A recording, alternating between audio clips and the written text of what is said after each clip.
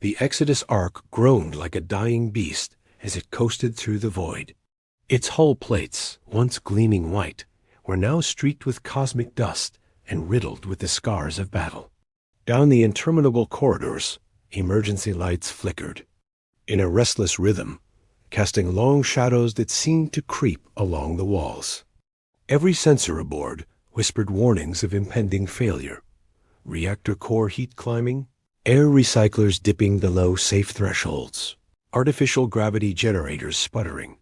Captain Mira Celine stood on the bridge's observation deck, cloak drawn tight against the chill that seeped through the deck plates. Her silhouette, slender but unwavering, was framed by the fractured viewport. Beyond, the vast emptiness of space stretched in all directions, punctuated only by distant pinpricks of starlight. Behind her, the hum of dying machinery and the soft murmur of her crew filled the cramped space. She turned at the sound of footsteps. Lieutenant Rye's boots clanged on the grated floor as she approached. Rye's dark hair was pulled back into a severe knot, and her uniform bore burn marks from countless encounters. "Captain," she said, voice low but steady, "we've lost another segment of the life support manifold. The medbay is down to 30% capacity. If we don't stabilize it, we'll lose oxygen in under 12 hours. Mira inhaled sharply, tasting the acrid tang of recycled air. Every breath was a reminder that they were running out of time. "Send your best engineers," she replied. "See what can be jury-rigged." She paused, studying Rye's face. "What news from the forward section?" Rye's jaw tightened. "The Varaxis vessels are on our trail. They've spread through the system like locusts. We only detected the last skirmish minutes ago. 2 cruiser hulls drifting, lifeless, no survivors." Myra's heart clenched, but she forced calm into her features. "Plot a course to the outer rim gate. If it still stands, we'll have our only chance." In the receding glow of the command bridge, Ensign Harlow tapped at her console, green digits dancing across the display. She was the youngest on board, barely 19, and her fingers trembled as she overrode the secondary firewalls. "Course set," she announced. "Jump coordinates aligned. Gate signature is faint, but we're within range." "Excellent." Mira placed her hand on Harlow's shoulder. "Prepare the jump, but only if the gate integrity holds above 10%. I won't sacrifice this ship to a collapsed wormhole." Across the room, a holomap displayed the token representation of the Ark's destination. The outer rim gate loomed like a promise, a shimmering ring of modulated energy that, if functional, would thrust them light years beyond the Varaxis war zone. A few more hours, and they might slip through. A few more hours. Before the engines could ignite, the bulkhead behind them shuddered violently. Red lights bathed the bridge as sirens blared. Crew members stumbled. A panel overhead tore loose and smashed onto the deck. Sparks arced, casting fleeting flashes of orange. All around, consoles flickered, rebooted, then died. Myra grabbed a nearby support rail to steady herself. "Report!" Lieutenant Rye's comlink crackled to life. "Captain, we've sustained a microfracture in the graviton coupling. We're losing gravity deck by deck, now at 20%. Myra felt the floor shift beneath her feet as if the ship itself was tilting. Her voice rose, steady despite her racing pulse. "Ensign Harlow, abort the jump sequence. Secure the quantum drives. I want those engines offline before we shear apart." Harlow's fingers danced frantically, and the stars beyond the viewport snapped back into stationary pinpricks as the Ark systems powered down. The deep hum of the graviton cores faded to a dull throb. For a moment, there was nothing but the hiss of cooling reactors and the distant din of alarms dot in the crew quarters, 2 decks below. Fatigue hung heavy in the air. Bunks were stacked against the walls, each occupied by a soldier or technician who stared wide-eyed at the ceiling. Lieutenant Aaron Keel, head of security, roused himself as the power dipped. He pushed aside the blanket blue and fraying at the edges to stand. Keel's vacant gaze sharpened into a soldier's alertness. He yanked on a uniform jacket and activated his personal comm. Security team to stations. I want perimeter turrets manned and ready for boarding pods. I don't care how many engineers you pull line up, at least 20. Around him, crewmen snapped to attention, grabbing plasma rifles from racks. Outside the bulkhead, a low rumble vibrated through steel plates. Something was coming. Moments later, in the cargo bay, the plating tore open with a cacophonous crash. Red-hot plasma tracers lanced through the breach as alien boarding pods spat shrapnel. Keel's team returned fire in disciplined volleys, lighting the darkness with tracer bursts. The creatures aboard roughly humanoid, but grotesquely elongated. With mottled carapaces leapt out, hissing.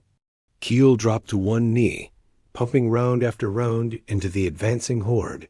Captain, we're under attack in 3 sectors cargo, life support, and hangar. Rye's voice crackled through the comm. Myra's jaw set. Assemble an escort for the scientists in the research module, and send a damage team to life support. Hold. Galine, we have to survive until we reach that gate. In a narrow hallway leading to the medical bay, Dr. Eliana Rue have carried a gravely wounded engineer toward a makeshift surgery station. The engineer's breathing was ragged. Blood seeped through a rudimentary sleeve bandage at his side. Machines beeped in Sputter's defibrillators charging. 4 drips slowing. Dr. Rue's brow was drenched in sweat, though no gravity pressed upon it. Her surgical lights hovered from the ceiling, powered by backup energy cells. She spared a glance at the comm, static and urgent calls for reinforcements. She knew it was useless. The Ark was bleeding out faster than any of them could staunch. She injected the engineer with a cocktail of stimulants and antiseptic nanites. Stay with me, she murmured, voice tight. We've almost made it. Just hold on. Above them, the Ark shivered again, an ominous groan that resonated through every corridor. The lights flickered, and for a heartbeat, the world went dark only to return with jolting intensity.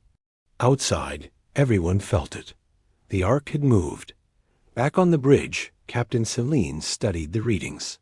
Lieutenant Rye's damage control overlays revealed a new problem: the gate's activation. Pulse was surging. An unpredictable spike in energy had threatened to overload the entire array. They're forcing a wake-up, Celine muttered. Someone's trying to collapse the gate behind us. Rye shook her head. If they bring it down now, the Ark will be torn apart between universes. Mira closed her eyes. She could hear the labored breath of every soul aboard, the low cries of the wounded, the crackle of phaser fire in distant corridors. She thought of her daughter, nestled in the refugee dorms, too young to understand the stakes. The child had smiled at her that morning, offering a crooked tooth, as though that simple act could somehow ward off annihilation. Mira steadied herself on the console. Initiate contingency sequence Omega, she ordered, her voice firm. Reroute every ounce of power to the gate drive capacitors. If it blows, we go with it, but we'll take that slipstream. Harlow's hands flew over the console. Reactor output diverted. Capacitors charging 90%. 99. The terminal beeped green for a heartbeat. Then red. Capacitors at maximum, Harlow reported, voice quavering. We're ready. Mira drew in a breath, steadied her resolve. All hands, brace for gate jump. This is our moment. The viewport before them exploded in light as the collapsing gate threshold yawned open one last time. A cascade of iridescent energy poured through the breach, bathing the bridge in spectral colors. The Ark lurched forward. In that blinding flash, space tore itself apart, and hope, so fragile and exhausted, ignited once more. The moment the Exodus Ark cleared the threshold of the outer rim gate, reality itself convulsed. A searing maelstrom of violet and sapphire light engulfed the bowels of the ship as the quantum drive screamed in protest. Captain Mayra Celine felt it in her bones, a shuddering violation of spacetime that rent the Ark's superstructure like paper. The deep hum of the fusion core surged into a banshee wail, drowning out alarms until every crew member was deafened by raw, unfiltered power. On the bridge, Lieutenant Rye clutched the armrests of her station as the viewport melted into a swirl of color. Readings are off the chart's gravimetric distortion at critical, she yelled above the din. The gates collapsing in on itself. Ensign Harlow, pinned to her console by sudden deceleration forces, managed to key a warning. We can't sustain this. If the containment fails, a thunderous crack split the ship. The decks pitched wildly, and inertial dampeners collapsed. Bulkheads in the central spine buckled, spilling sparks and hydraulic fluid into the twisting corridor. Crew lockers burst open under the stress, hurling stasis rifles and personal effects in arcs of deadly momentum. Myra braced herself, pressing a palm against the reinforced viewport as it flexed inward under the pressure. "Brace for rupture," she commanded, voice steady despite her racing pulse. She engaged her magnetic boots and activated her neural stabilizer to dampen the disorienting pull. Around her, the bridge crew locked themselves into their harnesses, white-knuckled against the tearing force's dot. Then came the rupture, a blinding flash, as if a billion suns ignited in unison. Reality tore apart with a soundless roar. In that instant, every gauge on the bridge flatlined. The Ark was cast adrift in a weightless void between universes, its hull fractured, its systems in blackout dot. When consciousness returned, Mayra Celine found herself floating in a pool of antigrav liquid spilled from a broken tank. The smell of ozone and burning circuitry stung her nostrils. She kicked free of the viscous fluid and unlatched herself from the appended console. Around her, the bridge was a ruin, shattered glass, twisted metal struts, and lifeless bodies drifting like flotsam. "Captain? Status?" "Lieutenant, rise." Voice crackled through a damaged cum speaker embedded in the ceiling. Her tone was strained, but alive, a faint lifeline in the wreckage. "Report." Mayra rasped, her throat dry. "The outer hull is breached," Rye answered. "Life support is offline, but emergency reserves are holding at 10 minutes. Artificial gravity is completely lost." "And the Ark is no longer in normal space?" Mayra's chest tightened. "Can you localize us?" There was a long pause. Faint static, then Rye spoke quietly. "We're in a slipstream pocket. Sensors show a planetary mass, a head atmospheric density rising fast, and solar readings, 2 suns. This is not our system." As reality reasserted itself, bulkheads creaked. A low rumble grew into a thunderous roar. Through the fractured viewport, Mayra saw a kaleidoscope of color. A planet's storm-racked clouds fractured by shimmering currents of slipstream energy. They were plummeting into the upper atmosphere. "Get us oriented," Mayra ordered. "Even without gravity. We need vector control." Rye's console flickered to life for a heartbeat, then cut out. "No power to thrusters. We have attitude jets, but they're offline hull breaches in that compartment." Mayra surveyed the bridge. An escape tug, rigged for emergency evacuation, lay at the ready, but its containment field was ruptured. She closed her eyes briefly, centering herself. Then she unstrapped and floated toward the nearest hatch, 8 decks below. In the engineering section, Chief Engineer Juno Malek fought against a growing tide of coolant fluid as she crawled toward the reactor core. The fusion chamber's containment coils glowed molten hot through fractured windows. Sparks danced across her visor as she wrestled a scope into place, attempting to reroute power to the attitude jets. Come on, she muttered, voice echoing in her helmet mic. Just enough for a pulse. Just enough. Alarms wailed in, her suit heat sensors spiking. A coolant line ruptured flush against her boot, hissing steam that scalded the metal floor. She collapsed onto her knees, wrenching hand, and thrust the conduit into the emergency manifold. The coils flared brighter, then dimmed.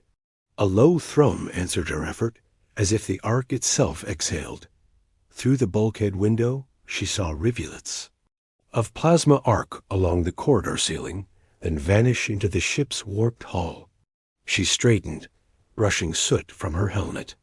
Attitude jets online, she whispered Dot on the bridge. Mira felt a gentle but unmistakable nudge. The arcs, bow dipped, aligning with the looming atmosphere. She exhaled, relief and dread mingling.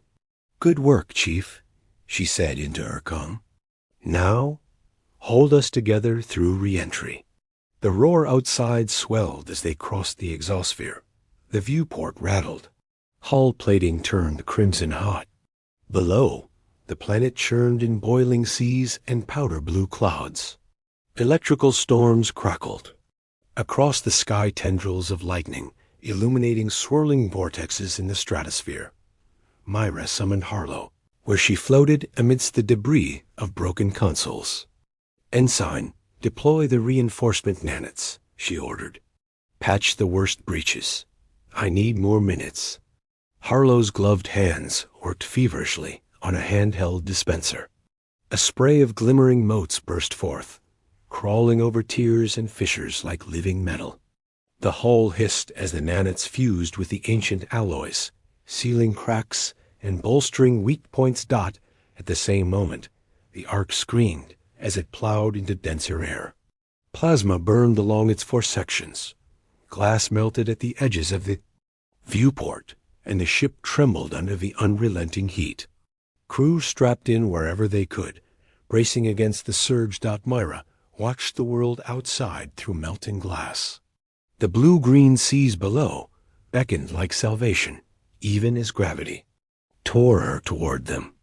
She recognized the curvature of continents, great archipelagos of jagged mountains and vast plains ringed by crimson deserts.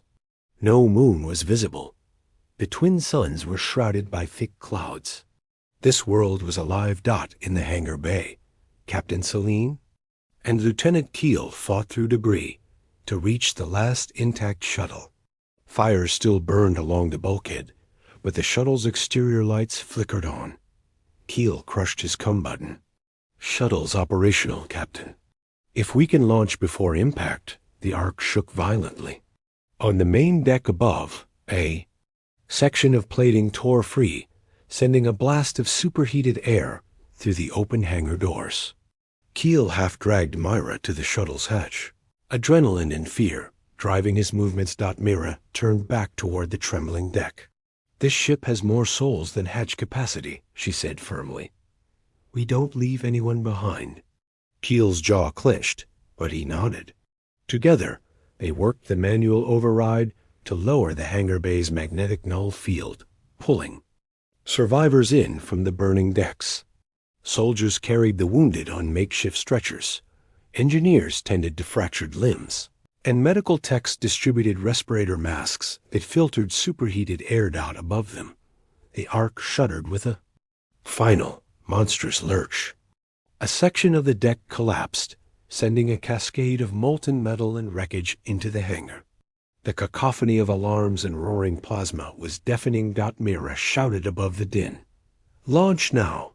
The shuttle's engines ignited, their afterburn glow reflected in the cascading sparks. Keel slammed the hatch closed, and the shuttle tore free. Mira's heart thundered as the shuttle rocketed away from the ark's crumbling silhouette. Behind her, the Exodus ark plummeted, a beacon of flame against the cobalt sky. The shuttle shook violently as it breached the atmosphere, the heat shielding glowing bright orange. Inside, survivors clung to restraints. A scientist, clutching a data module containing the last genetic samples of Earth's flora, stared out the porthole with tear-filled eyes. A soldier, missing an arm and bleeding, let out a single, shuddering sob. A child stared silently, eyes wide with awe at the burning world they were leaving behind.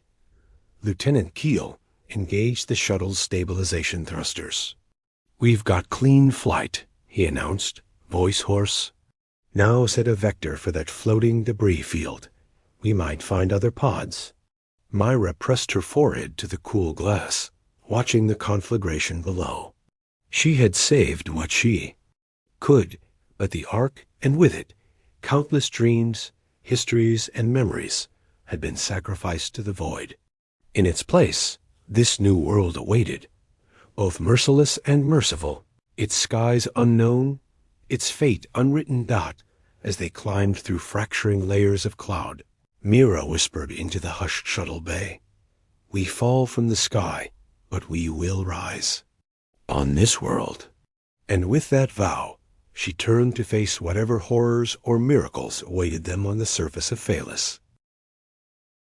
When vision returned for the stranded survivors, it was to a canopy of glowing violet leaves, suspended high above their heads.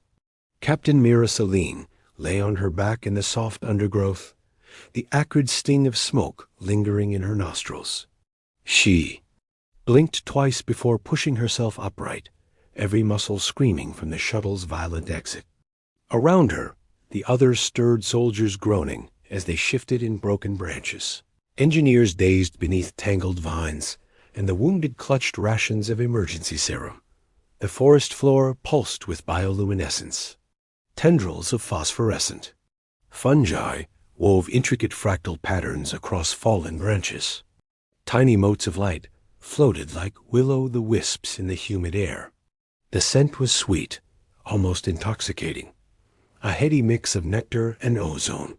Somewhere overhead, unseen birds cried with a metallic trill, echoing through the iridescent gloom. Myra rose, steadied by her graviton strap harness. She checked her cum unit dead. Gravity remained off, but the ground adhered to her boots, as though the entire world had slipped to near zero G. "Lieutenant Rye," she called, voice low, stepping between enormous mushroom stalks, each wider than a patrol skiff she found. Rye kneeling beside a diminutive medbot tending to a wounded technician. The bot's hands glowed crimson as it injected a dose of regenerative serum. "Status?" Mira asked. Rye looked up, eyes evidence of sleepless nights. "All shuttle systems are offline. We're stranded, but no active hostiles in immediate vicinity. The medbots report 10 critical injuries, 26 moderate. Rest are shaken but alive. Oxygen levels are stable, but these spores?" She waved at the phosphor fungi. "We should test for toxins," Myra nodded. "Dr. Rue?" Dr. Eliana Rue emerged from the undergrowth, dragging a field sampler kit. She wore a respirator mask, though the air seemed breathable. Preliminary scan shows trace levels of alkaloids mildly. Narcotic if ingested, but nothing lethal if we avoid direct contact with the sap. I'll get full analysis back in hours. Above them, the forest throned. Every tree trunk was wrapped in vine-like conduits that pulsed with light and electrical. Lattice, alive with currents. A low hum reverberated through the soil, felt more than heard. It spoke of a planet that lived and breathed, that judged them in silent waves. Across a shallow ravine, Lieutenant Aaron Keel had mustered a security perimeter. Troopers formed a loose circle, rifles raised though fingers hovered hesitantly off. Triggers. They studied the forest's edge where massive forms moved in the mist. At first, the shapes seemed petrified statues, carved of obsidian, but then, with fluid grace, they detached themselves from trees. Tall, lithe bipeds with opalescent carapaces and eyes like polished jade. Keel's jaw clenched. He tapped his. "Come, Captain, we have movement. 7, no, 9 life forms. No visible weapons. They're approaching." Within seconds, the alien beings were among the guards, Yet no panic erupted. The creatures raised slender limbs in placatory gestures. Their mandibles clicked softly, as though speaking a bizarre, silent tongue. At their presence, the phosphorescent vines recoiled. Lights dimming in their immediate vicinity, Mira hurried forward. "Hold your fire," she ordered. "Let's see what they want." The nearest creature, a female form, by its graceful stature stepped forward. She wore a crown of bioluminescent filaments that shimmered around her head like a living halo. In her extended hand lay a cluster of translucent pods, each aglow with a pulsing white light. The creature's mandibles clicked in a deliberate rhythm. A floating drone beside Mira translated the gesture into speech. "We are the Philesians. You have fallen through the sky. We offer aid." Mira exchanged a look with Rai. "We accept," she replied, voice steady though her heart thundered. "I am Captain Mira Selene of the Exodus Ark. These are the last survivors of humanity." The Philesian inclined her head. Through the drone, her voice came again. "Your ark is gone. We sensed its death. Come, we will guide you to the healing springs and to the Council of Biolith." The journey through the Philesian forest was like walking through a dream. Narrow paths wound beneath colossal trunks whose bark shimmered with living veins of light. Pods from the offering glowed softly in survivors' hands, breathable capsules that neutralized the spore's mild toxins. The air grew cooler as they descended toward the valley floor, where an underground river carved a crystalline groove through quartz-like rock dot at the riverbank. Floating hydroship's slim vessels, carved from living wood, rested upon the dark waters. Philesians boarded first, their lithe forms mirrored in the glassy river. Then the humans climbed aboard, hesitating as the ship drifted silently downstream, guided by currents that rippled with bioluminescent algae. Overhead, vines arched like cathedral ribbing, each filament casting gentle illumination. Dr. Rue knelt beside a wounded soldier, pressing a pod's glowing contents to his skin. He gasped as pale green sap seeped into his wounds, knitting tissue. With rapid precision, "Feels warm," he murmured, blinking in astonishment. Eliana watched, scientific awe softening her fatigue. "This planet's flora holds radical regenerative properties," she whispered. "It could revolutionize medicine back home, if we ever get home." They disembarked at a clearing, dominated by a massive crystalline structure, the Council of Biolith. Towering spires of living crystal reached skyward, refracting the twin suns' light into swaths of radiant color.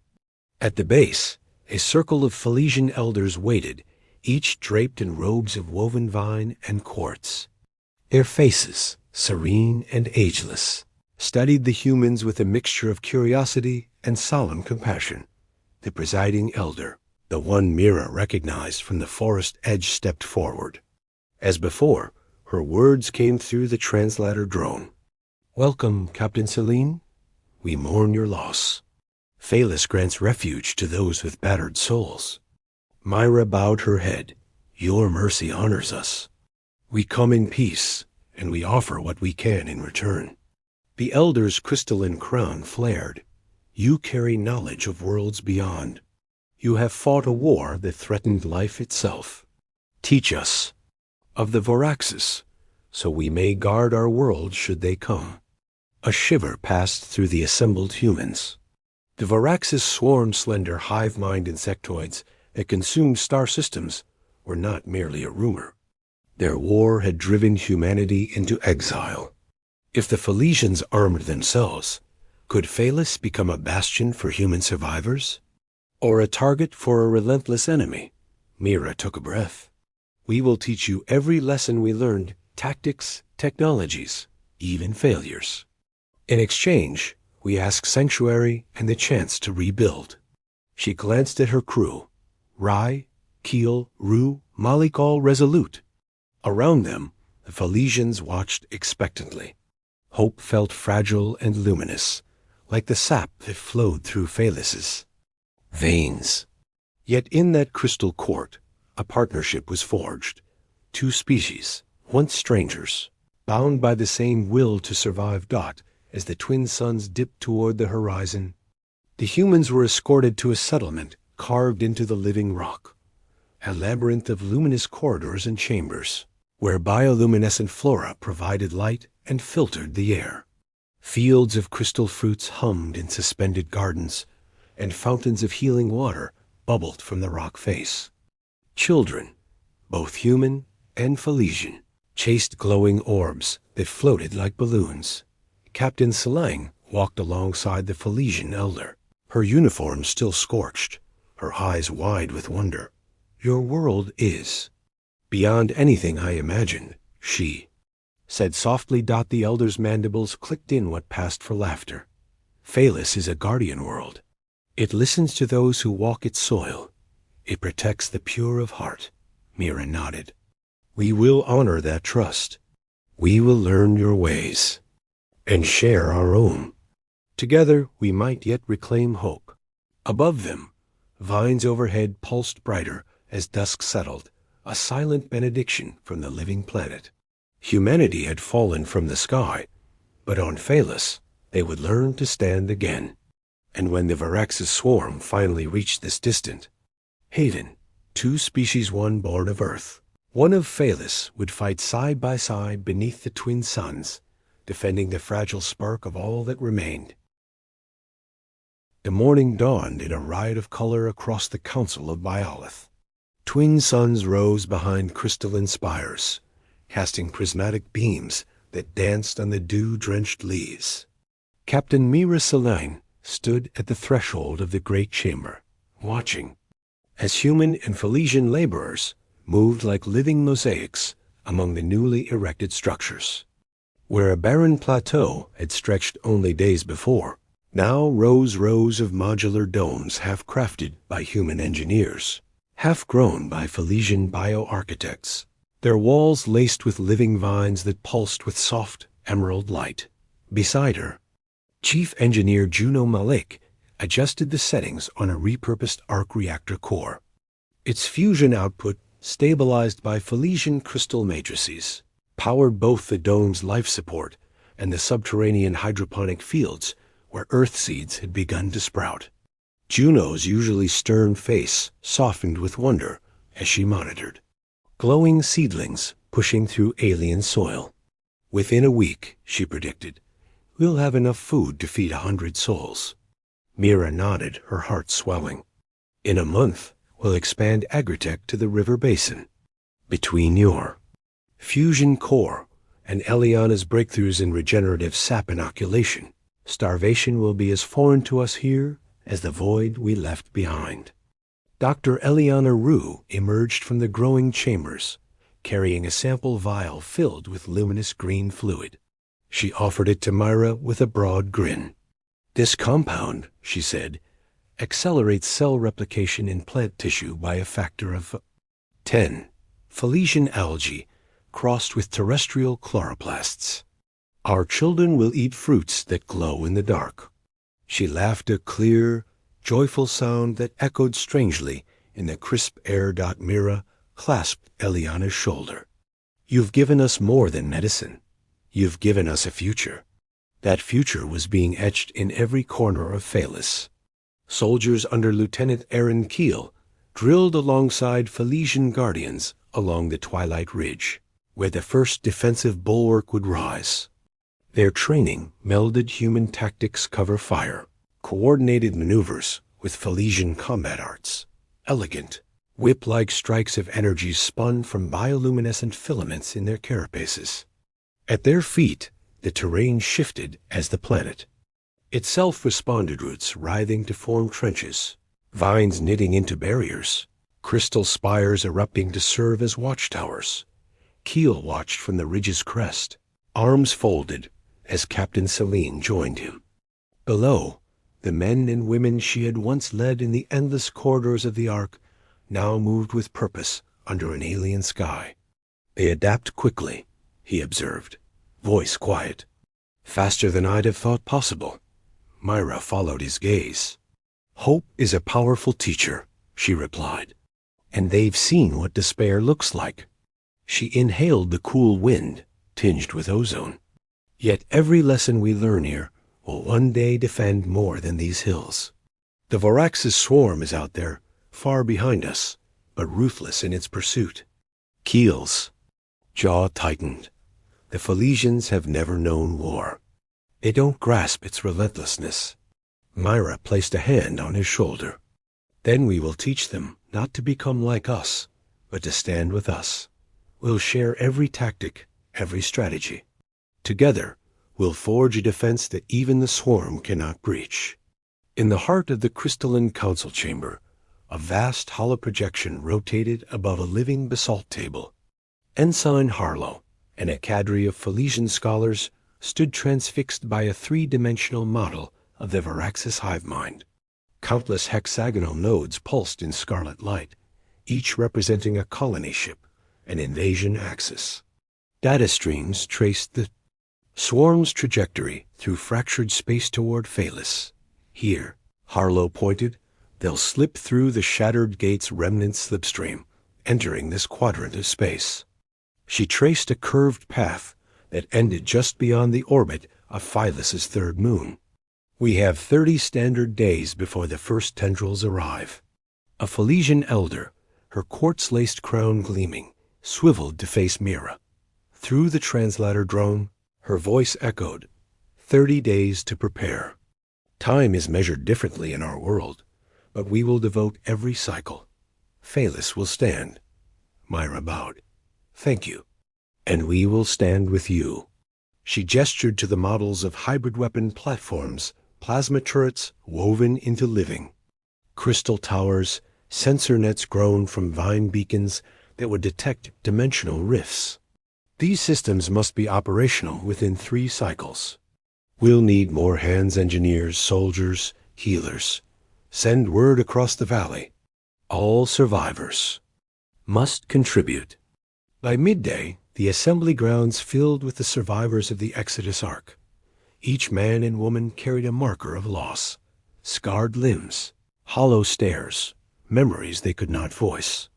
But as they gazed upon the bustling settlement, its crystalline towers, its floating seed ships, its fields aglow with bioluminescent growth, they felt a spark rekindle. Captain Celine stood on a raised dais, flanked by Philesian guardians, whose luminous filaments trembled in the gentle breeze. My friends, she began, voice amplified by a lattice of sonic reeds.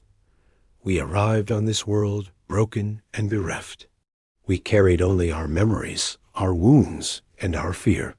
But today, we stand as something new, a people reborn in alien soil, bound by a shared vow to protect this haven and all who take shelter here. A murmur rose among the crowd, soft at first, then swelling. Soldiers straightened. Scientists smiled. Families pressed together. An elder stepped forward, raising a crystalline flute that emitted a single clear note. Then another joined, and another, until a chorus of crystalline song filled the air, a hymn of life, of unity, and of defiance. Mira felt tears sting her eyes. This was more than a settlement. It was a testament to resilience. She lowered her, gazed to the dais where Philesian children, some playing with human toddlers, waved in excitement. Let our children inherit more than survival, she whispered. Let them inherit hope. As the twin suns dipped below the horizon, the first turrets, glimmering monoliths of fused metal and crystal, roared to life along Twilight Ridge. Energy coils hummed as power flooded through them, and test bursts of plasma arced into the sky, painting streaks of violet light against the twilight.